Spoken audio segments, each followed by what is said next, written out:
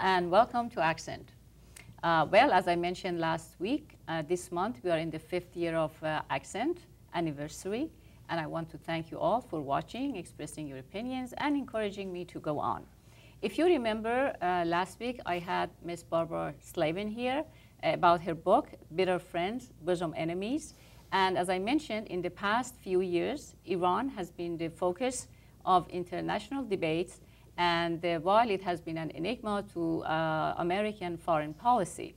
Barbara Slavin has been to the region many times at this very highly sensitive time as far as the foreign policy issues. And she has traveled there many times and has written the book, Bitter Friends, Bosom Enemies. And it seems that Iran and the United States are really at gambling table. And we said we don't know if Iran really is holding a strong hand or actually keeping a poker face.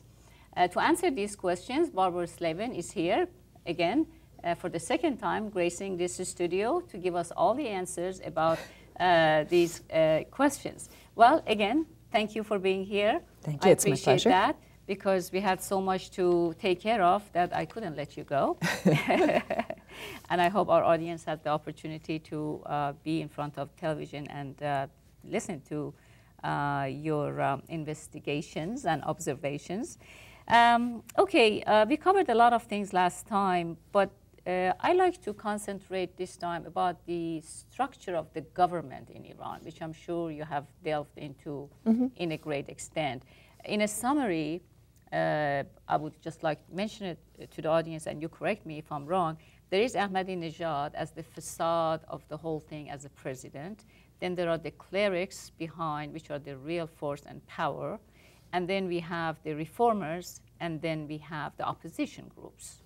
Now, you have been there, you have done that. Tell for our audience how each one of these factions work, what are the jobs, and how much influence they have, and how much really influence they have on the foreign policy, let's say dealing with the United States. Well, I have a whole chapter in the book that talks about the structure of government. It's certainly unique. I don't think there's another system like it anywhere.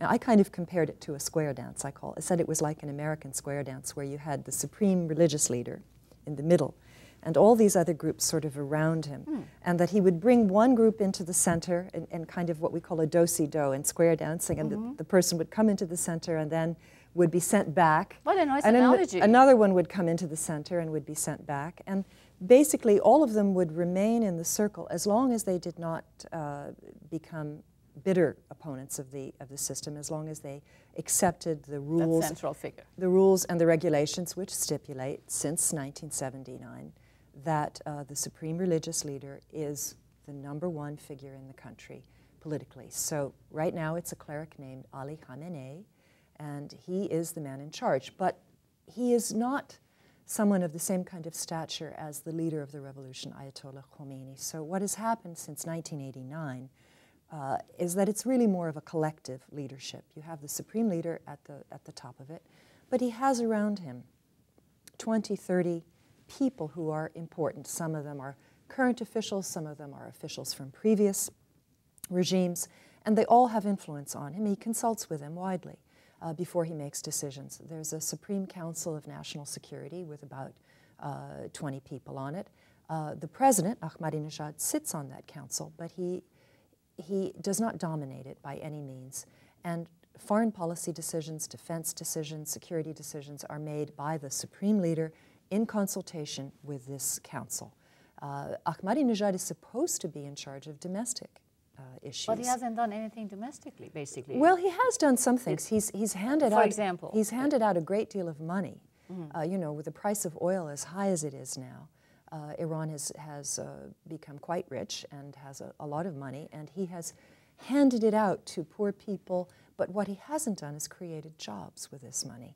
And of course he has interfered in issues that normally would not be his area of power expertise. He keeps making comments. Yeah, exactly. Before I go into that, because you just mentioned that he hands out this oil money to the poor. Right. So therefore people have money. So why then everybody is so complaining of people are poor, they cannot come to how much the inflation is. Inflation is skyrocketing. Yeah, well, people cannot afford this. These are all contradictions. Actually, one of the reasons they say that Ahmadinejad may not be elected next time is because of this domestic economical turmoil that's there, because there's no jobs and inflation is skyrocketing. So how these things He's not a very good economist. What he doesn't seem to understand is that it's not enough just to give money away, that you have to have productive investment in entities that create jobs. And his rhetoric, his language about things like the nuclear program in Israel and the Holocaust has frightened not just foreign investment away from Iran, but also domestic investment. Domestic investment. And you know, billions of dollars of Iranian money has now fled the country. And where people had come back under Khatami and were investing in Iran, now they're putting their money in Dubai, you know, in the United Arab Emirates. Yes. There's billions of Iranian dollars invested there, and elsewhere around the world. So he thinks he's helping the poor, but in fact, of course, he's not. Let's say, since he's not the ultimate power in Iran, and there are other people who are holding the reign, how come he can go ahead and give these comments? Is it with their blessing that he comes and gives these outrageous comments like about Holocaust, about Jews, about this, about that? Or is it just he goes and do that, and then how responsible he is in, you know, to the... I think at the beginning he just sort of did it, and no one really expected, because during the presidential campaign he didn't talk about foreign policy very much.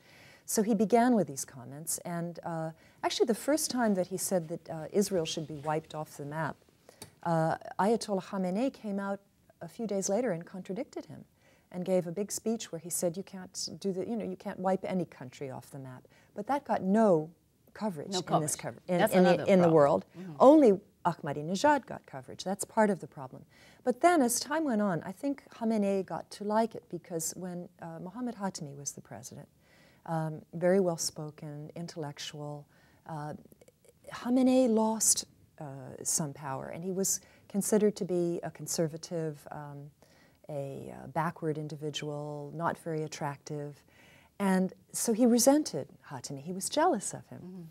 Now with Ahmadinejad, it's a different situation. Khamenei seems to be much more moderate, much more reasonable than Ahmadinejad. Actually, he becomes pro-Western sometimes. He enjoys having Ahmadinejad around, I think, to some extent, as a kind of foil, as someone who makes him look good better by comparison. But every now and then you'll see he will come out still and he will check or correct something that Ahmadinejad has said. Let's talk about the reformers. During Khatami, of course, reformers, they got to their height of, let's say, activities and power. What's happening now? Well, unfortunately, the way the system is structured, they were not able to maintain their power. They made some mistakes.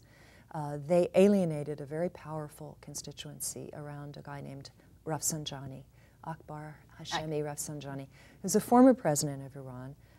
He's considered to be a pragmatist. Some dreadful things happened under his government.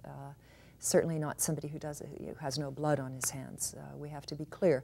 But he did start to encourage private investment in the economy. He started to reconstruct Iran after the Iran-Iraq war. Isn't he criticized that he made the rich richer and the poor poorer? He did, but he also made everyone a little bit richer. I mean, he began to relax some of the social restrictions which had been so strong under Khomeini in the 1980s in particular. You know, women started to be able to show a little bit of hair under their scarves and wear a little bit of makeup. Young people had a little more freedom. So he began the process, but the reformers, some of the reformers close to Khatami, they got too confident. And they started to attack Rafsanjani, to criticize him, to try to expose all the things that had happened under his 8 years as president. They really began a concerted campaign, and they alienated him. And so he turned against the reformers. And he sided with the more conservative factions against the reformers. And once that happened, and this was in around 1999 or so, 2000, Khatami's power began to diminish.